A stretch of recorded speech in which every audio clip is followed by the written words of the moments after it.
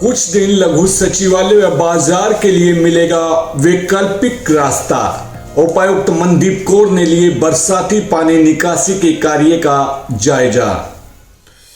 बरसाती पानी की निकासी के लिए किए जा रहे कार्य के कारण राहगीरों को कोई परेशानी नहीं होगी। उपायुक्त मनदीप कौर के निर्देशों पर रोहतक रोड से रेस्ट हाउस होते हुए लघु सचिवालय के सामने निकलने वाली सड़क को ठीक करने का काम शुरू कर दिया गया है। इससे लघु सचिवालय और बाजार में आने वाले लोगों को कुछ दिनों के लिए वैकल्पिक मार्ग मिल जाएगा। उपायुक्त मनदीप कौर को एक बार फिर से शहर के दौरे पर निकली और उन्होंने रेस्ट हाउस पॉइंट से परशुराम चौक, झाड़ू सिंह चौक होते हुए वार्ड 17 तक बिछाई जाने वाली बरसाती पानी निकासी पाइपलाइन के कार्य का जायजा लिया।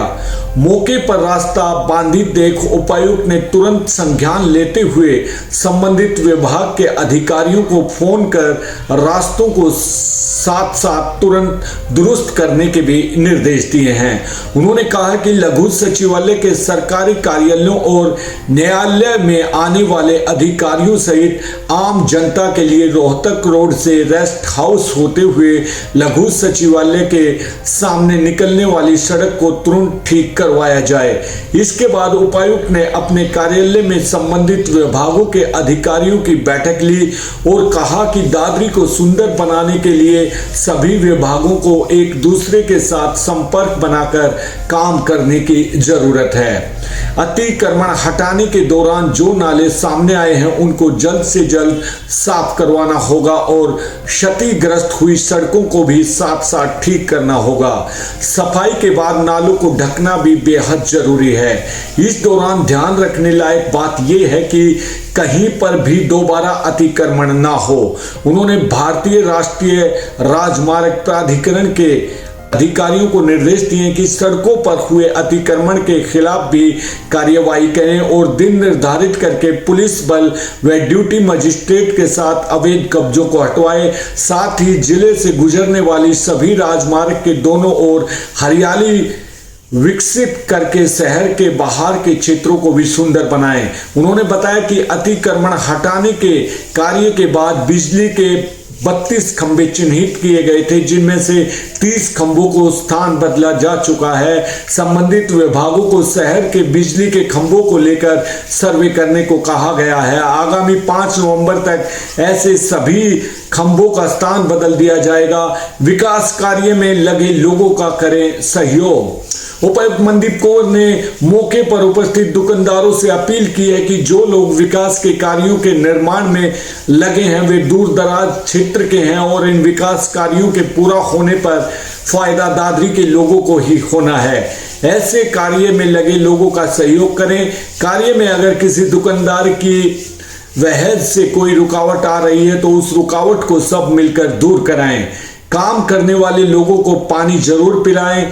पीएम कुसुम योजना आवेदन 23 अक्टूबर से।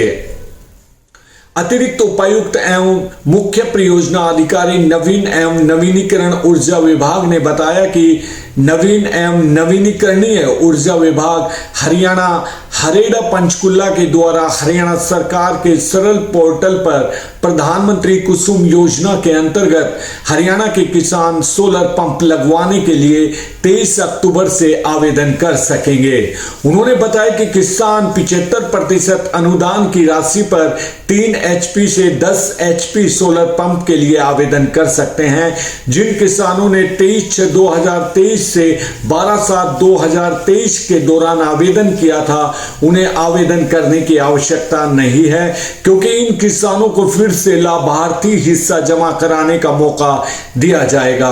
बिजली आधारित कनेक्शन के मौजूदा आवेदकों को सौर ऊर्जा पंप के कनेक्शन के लिए प्राथमिकता दी जाएगी, बशर्ते उनको अपने मौजूदा बिजली कनेक्शन का समर्पण करना पड़ेगा।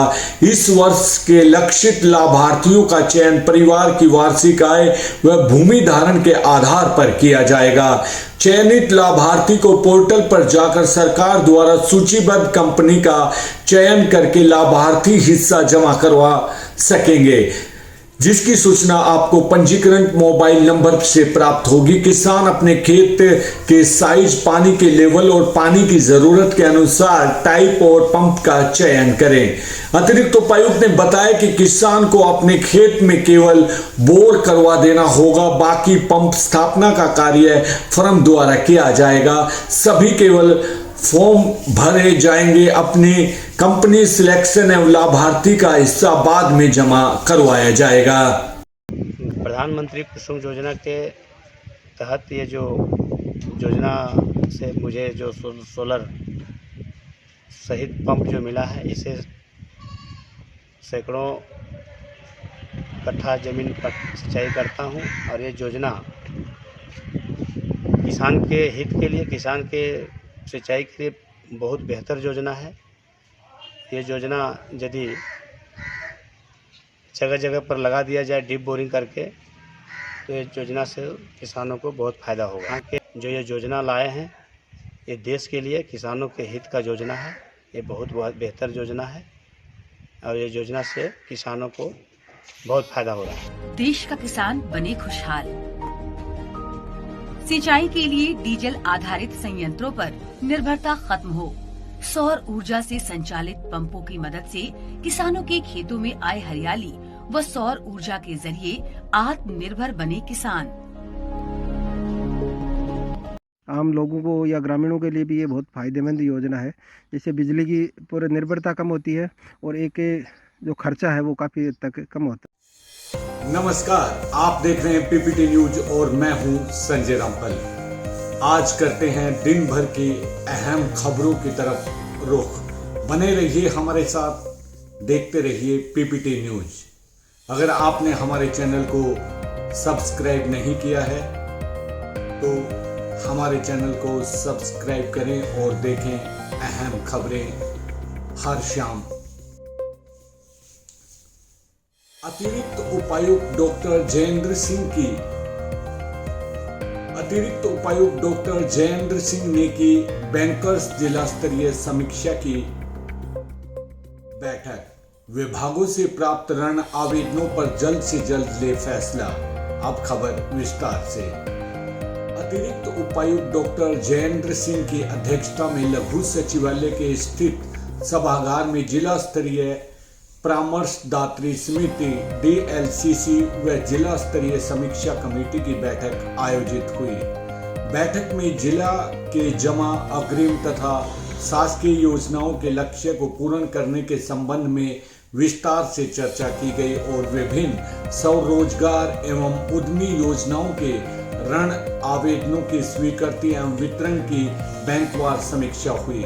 अतिरिक्त उपायुक्त ने बैठक में बैंकों के ऋण जमा अनुपात, राष्ट्रीय शहरी आजीविका मिशन, हरियाणा अनुसूचित जाति वित्त एवं विकास निगम, प्रधानमंत्री रोजगार सृजन कार्यक्रम, खादी और ग्राम उद्योग बोर्ड, हरियाणा महिला विकास निगम, KCC लोन, PM फसल बीमा योजना, PKCC, PM स्वनिधि, मुख्यमंत्री परिवार समृद्धि योजना, PM मुद्रा योजना सहित मुख्यमंत्री अंत्योदय परिवार उत्थान योजना के तहत बैंकों में भेजे गए आवेदनों की प्रगति की समीक्षा कर आवश्यक दिशा निर्देश दिए। उन्होंने कई बैंकों द्वारा शासकीय योजनाओं के आवेदनों में स्वीकृति एवं वितरण की कार्रवाई समय पर पूर्ण नहीं करने पर अप्रसन्नता व्यक्त करते हुए कहा कि बैंक विभागों से प्राप्त ऋण आवेदनों को अधिक समय तक लंबित न रखें। जो आवेदन स्वीकृत किए जाने योग्य नहीं हो वो बैंक द्वारा उन्हें स्वीकार न किए जाने के कारण स्पष्ट करते हुए तुरंत वापस लौटा दिया जाए।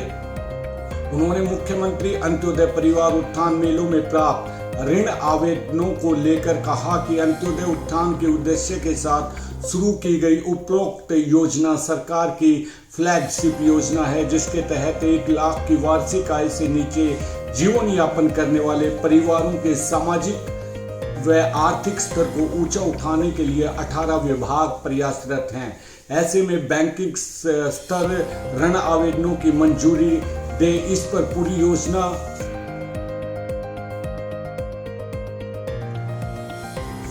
ऐसे में बैंकिंग स्तर ऋण आवेदनों की मंजूरी में देरी इस पूरी योजना को प्रभावित कर रही है। इस दौरान उन्होंने बैंकिंग स्तर पर पेंडिंग अन्य आवेदनों का भी जल्द से जल्द निस्तारण करने के आदेश दिए। बैठक में बैंकों को सरकार द्वारा प्रायोजित ऋण योजनाओं का लाभ बेरोजगार व किसानों को देने की अपील करते हुए कहा है कि सभी बैंकर्स पीएम स्वनिधि योजना के तहत स्ट्रीट वेंडर्स के आवेदनों पर भी गंभीरता से विचार करते हुए शीघ्र ही उनका निस्तारण करें। बैठक में अग्रणी जिला प्रबंधक राजवर्धन प्रसाद ने सभी बैंकों की प्रगति रिपोर्ट प्रस्तुत करते हुए बताया कि जिले के नागरिकों को वित्तीय विषयों के प्रति जागरूक करने के लिए जागरूकता कार्यक्रम आयोजित किए गए हैं, जिसमें करीब 3000 नागरिकों ने अपनी उपस्थिति दर्ज कराई है।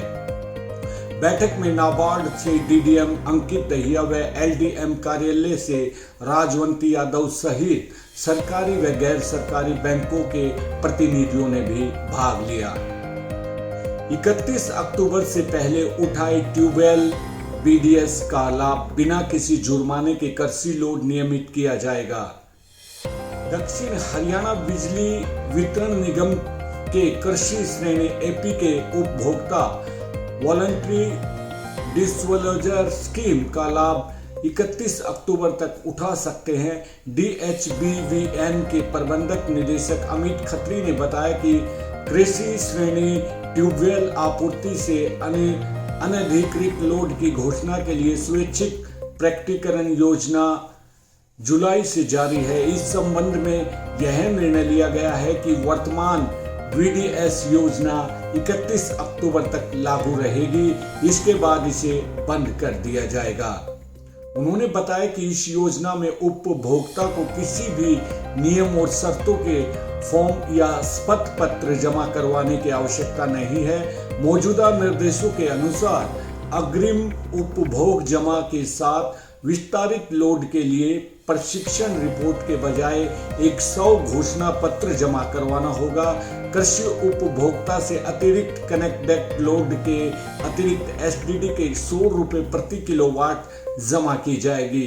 कोई सर्विस कनेक्शन चार्ज नहीं लिया जाएगा और उनका लोड बिना किसी जुर्माने के नियमित किया जाएगा। लोड का विस्तार उसी दिन से नियमित माना जाएगा जिस दिन उपभोक्ता ने आवेदन कर राशि जमा करवा दी है। उन्होंने बताया कि दक्षिणी हरियाणा बिजली वितरण निगम जहां आवश्यक होगा मौजूदा उपकरण, ट्रांसफार्मर, सर्विस केबल आदि का संवर्धन तुरंत अपनी लागत पर करेगा। मीटर वाली आपूर्ति का विकल्प चुनने वाले फ्लैट रेट उपभोक्ताओं को भी इस योजना के तहत कवर किया जाएगा।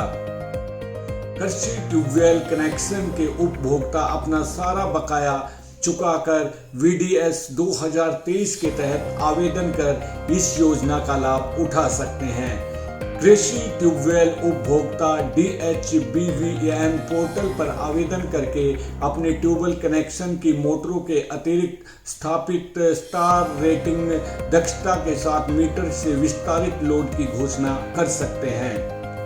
सामूहिक पशुधन बीमा योजना का लाभ उठाएं पशुपालक। पशुपालन करने वाले लोगों के लिए पशुधन बीमा योजना बेहतर तरीके से कारगर साबित हो सकती है। योजना के तहत पशुपालक अपने पशुओं का बीमा आसानी से करवा सकते हैं और कोई दुर्घटना होने पर बीमा की रकम भी मिलती है। उपायुक्त मनदीप कौर ने योजना के बारे में बताया कि पशुपालक अब 25 से 300 रुपए प्रीमियम देकर अपने बड़े पशुओं जैसे गाय, भैंस के साथ साथ छोटे पशुओं का भी बीमा करवा सकते हैं। वहीं गौशालाएं भी 5 पशुओं का बीमा करा सकती है। राष्ट्रीय पशुधन मिशन व प्रदेश सरकार का साझा कार्यक्रम के अनुसार चलाई गई इस योजना में पिछले 3 वर्षों से 3 लाख से अधिक पशुपालकों ने लगभग 7 लाख पशुओं का बीमा जमा करवाया, जो कि एक रिकॉर्ड है। पशुओं की अचानक मौत होने पर मिलने वाली आर्थिक मदद के रूप में अब तक 42 करोड़ रुपए से अधिक की राशि बीमा क्लेम में दी जा चुकी है। इन 2 वर्गों में होगा पशुओं का बीमा। पशुपालन एवं डेयरिंग विभाग के उप निदेशक डॉक्टर जसवंत जून ने बताया कि नई बीमा पॉलिसी के अनुसार पशुओं का 2 प्रकार से वर्गीकरण किया गया है, जिसमें बड़े छोटे पशु शामिल होंगे। बड़े पशुओं में गाय, भैंस, झोटा, सांड, घोड़ा, ऊंट, खच्चर, बैल आदि शामिल हैं, जबकि छोटे पशुओं में भेड़, बकरी, खरगोश का बीमा करवा सकता है। हरियाणा पशुधन विकास बोर्ड की ओर से पशुओं का वर्ष का बीमा होगा, जिसमें बड़े पशुओं के लिए 100 रुपए से लेकर 300 रुपए तक प्रीमियम राशि देकर दुग्ध व श्रेणी के अनुसार बीमा होगा, जबकि छोटे जानवरों के लिए मात्र 25 रुपए खर्च करने होंगे। यदि पशुपालक चाहे तो आगामी 3 वर्ष के लिए बीमा करवा सकता है। दुर्घटना में मृत्यु होने पर मिलेगा बीमा क्लेम। योजना के अनुसार पशु की आकस्मिक या दुर्घटना में हुई मौत को कवर किया जाता है। बीमा होने के 21 दिन बाद यह योजना लागू होती है। हालांकि पशु चोरी होने पर कोई क्लेम नहीं होगा। एक पालक बड़े पशुओं की दूध क्षमता आयु के आधार पर 40,000 से लेकर अधिकतम 90,000 रुपए तक, जबकि छोटे पशुओं या जानवरों की मौत पर अधिकतम 10,000 से 20,000 रुपये क्लेम राशि का दावा कर पशु चिकित्सक की रिपोर्ट के अनुसार कर सकेगा। बीमा करवाने के लिए पशुपालक को सरल पोर्टल या ई सेवा केंद्र, कॉमन सर्विस सेंटर, अंत्योदय केंद्र, अटल सेवा केंद्र व ई दिशा केंद्र के माध्यम से ऑनलाइन आवेदन करना होगा। इसके लिए परिवार पहचान पत्र, मतदाता व राशन कार्ड की कॉपी, पशु चिकित्सक द्वारा जारी पशु स्वास्थ्य प्रमाण पत्र, बैंक डिटेल आदि मुहैया करानी होगी। विदेश भेजने वाले अनाधिकृत ट्रैवल एजेंट एजेंसियों से रहें सावधान। कबूतरबाजी को लेकर सरकार के टोल फ्री नंबर पर कर सकते हैं शिकायत। शिक्षा, रोजगार व अन्य उद्देश्यों के लिए विदेश भेजने का प्रलोभन देकर धोखाधड़ी करने वाले अनाधिकृत ट्रैवल एजेंट एवं एजेंसियों से सावधान रहने की जरूरत है। लोगों को चाहिए कि वे सरकार की ओर से अधिकृत ट्रैवल एजेंट एवं एजेंसियों से ही विदेश जाने के लिए संपर्क करें और अच्छी तरह से पूछताछ कर लें। हरियाणा सरकार कबूतरबाजी को समाप्त करने के लिए प्रतिबद्ध है। सरकार की ओर से कबूतरबाजों से बचने के लिए जनहित में टोल फ्री नंबर 8053003400 जारी कर दिया गया है। उपायुक्त मनदीप कौर ने कहा है कि जिला प्रशासन व पुलिस प्रशासन की ओर से लगातार इस बारे में लोगों को जागरूक एवं सावधान किया जाता है। प्राय देखने में आता है कि विदेश भेजने के नाम पर लोगों से पैसे ठगने वाले एजेंट पंजीकृत नहीं होते हैं, इसलिए ऐसे एजेंटों से आम जन को सावधान और सतर्क रहने की जरूरत है। ऐसे नकली या अनाधिकृत एजेंट विभिन्न प्रचार के माध्यमों से अपना विज्ञापन प्रकाशित व प्रसारित करवाते हैं, जिसमें आम जन उनके झांसे में आकर अपनी मेहनत की कमाई, अन्य संपत्ति या गहने इत्यादि गवा बैठते हैं। उपायुक्त मनदीप कौर ने कहा कि अनाधिकृत एजेंट व एजेंसी विदेश जाने के इच्छुक व्यक्ति को लक्षित देश के बजाय किसी अन्य देश एवं जगहों पर भेज देते हैं। ऐसे अनेक मामलों में कई बार विदेश जाने वाले व्यक्ति की जान को भी खतरा हो जाता है। इसलिए ऐसे कबूतरबाज ट्रैवल एजेंट व एजेंसियों से सावधान रहें और सरकार की ओर से अधिकृत ट्रैवल एजेंट एवं एजेंसियों के माध्यम से ही विदेश जाने का प्लान बनाएं। मनदीप कौर ने बताया कि सरकार की ओर से अधिकृत ट्रैवल एजेंट एवं एजेंसियों की सूची जारी की हुई है। अधिक जानकारी के लिए emygrtigov.in के माध्यम से ये जानकारियां प्राप्त की जा सकती हैं। बड़ी खबर हमारे सामने आ रही है कि खेड़ी गांव के पास एक बस में अचानक आग लग गई। बस हरियाणा रोडवेज की बताई जा रही है। ऐसी दुर्घटना नहीं हुई, केवल बस ही जली है और लोगों को सुरक्षित बाहर निकाल लिया गया है। और आग कैसे लगी अभी इन कारणों का पता नहीं लगा है। तो दोस्तों, आप खुश रहें, स्वस्थ रहें, देखते रहें पीपीटी न्यूज। नमस्कार।